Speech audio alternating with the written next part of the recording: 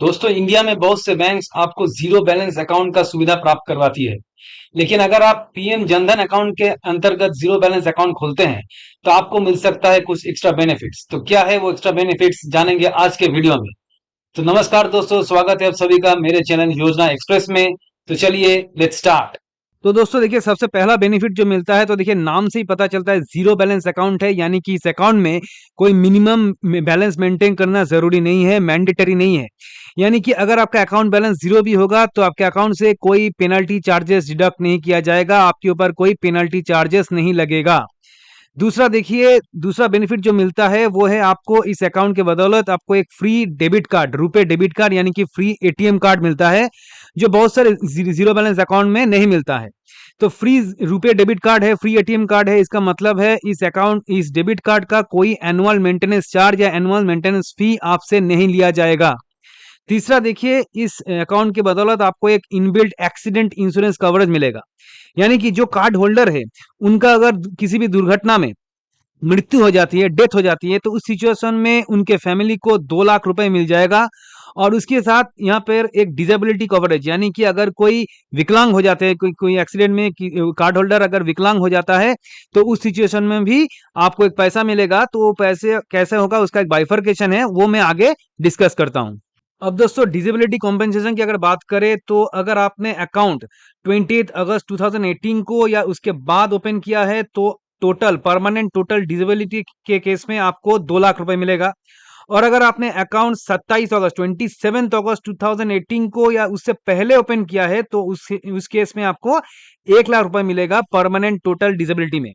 अब देखिए, डिसेबिलिटी का कोई एक दो कैटेगरी है। तो दो कैटेगरी क्या है, परमानेंट टोटल डिसेबिलिटी और परमानेंट पार्शियल डिसेबिलिटी। तो परमानेंट टोटल डिसेबिलिटी क्या है, तो परमानेंट टोटल डिसेबिलिटी यानी कि देखिए दोनों आंखें ही खराब हो गया, या दोनों हाथ चला गया, या फिर दोनों पाँव चला गया, या फिर एक इरिकवरेबल लॉस हो गया, एक ऐसा लॉस हो गया जो फिर से रिकवर नहीं किया जा सकता है, उसे कहते हैं परमानेंट टोटल डिसेबिलिटी। उस केस में जैसे मैंने बताया कि 1 लाख रुपए या 2 लाख रुपए मिल जाएगा according to your account opening date. Account आप किस डेट में खुले हैं, उसके अनुसार आपको 1 लाख रुपए या 2 लाख रुपए मिल जाएगा। अगर अब देखिए कि अगर आप परमानेंट पार्शियल डिसेबिलिटी की बात करें, परमानेंट पार्शियल डिसेबिलिटी का मतलब होता है कि आपका एक आंख चल गया, एक आंख खराब हो गया एक्सीडेंट में, या फिर एक हाथ चला गया एक्सीडेंट में, या फिर एक पाँव चला गया एक्सीडेंट में। उस केस में आपको जो कंपेंसेशन मिलेगा वो आपको 1 लाख रुपए मिलेगा। ठीक है। अब दोस्तों, ये कंपेंसेशन मिलने का, एक्सीडेंटल कवरेज मिलने का एक क्राइटेरिया है। वो क्राइटेरिया क्या है, वो क्राइटेरिया ये है कि आपको जो रुपए कार्ड मिलेगा, डेबिट कार्ड जो मिलेगा आपको, उस डेबिट कार्ड से एक्सीडेंट से पहले 90 दिन के भीतर आपको एक फिनेंशियल या फिर नॉन फिनेंशियल ट्रांजैक्शन, मिनिमम एक फिनेंशियल या नॉन फिनेंशियल ट्रांजैक्शन आपको करना पड़ेगा। फिनेंशियल ट्रांजैक्शन मतलब पैसा विड्रॉ करना, नॉन फिनेंशियल ट्रांजैक्शन मतलब बैलेंस चेक करना, मिनी स्टेटमेंट निकालना। अब ये फिनेंशियल या नॉन फिनेंशियल ट्रांजैक्शन आप कहाँ कर पाएंगे, किसी भी एटीएम मशीन में, किसी भी पीओएस मशीन यानी कि पॉइंट ऑफ सेल मशीन, यानी कि आप देखेंगे कार्ड रीडर मशीन होता है मेडिसिन शॉप में या फिर मॉल में, उस मशीन में आप कर पाएंगे। या फिर किसी भी ई कॉमर्स वेबसाइट में, ई कॉमर्स वेबसाइट मतलब फ्लिपकार्ट, अमेजोन जैसे वेबसाइट में अगर आप ट्रांजैक्शन किए वो भी चलेगा। या फिर बैंक मित्र में, या फिर बिजनेस कॉरस्पॉन्डिंग आउटलेट में। अब दोस्तों अगला जो फैसिलिटी जो आपको मिलने वाला है वो है ओवरड्राफ्ट फैसिलिटी।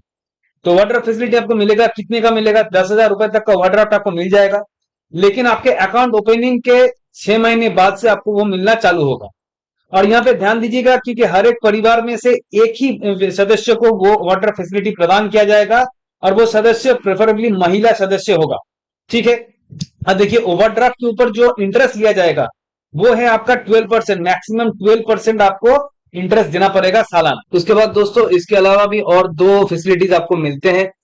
एक है आपका लाइफ कवर, यानी कि अगर जो कार्ड होल्डर है या फिर अकाउंट होल्डर है, उनका अगर नेचुरल डेथ हो जाता है तो उनके परिवार को 30,000 रुपए मिलेगा एज कंपेंसेशन। और लास्ट जो बेनिफिट, बहुत इंपॉर्टेंट बेनिफिट आपको इस अकाउंट में मिलता है वो है डीबीटी, यानी कि डायरेक्ट बेनिफिट ट्रांसफर।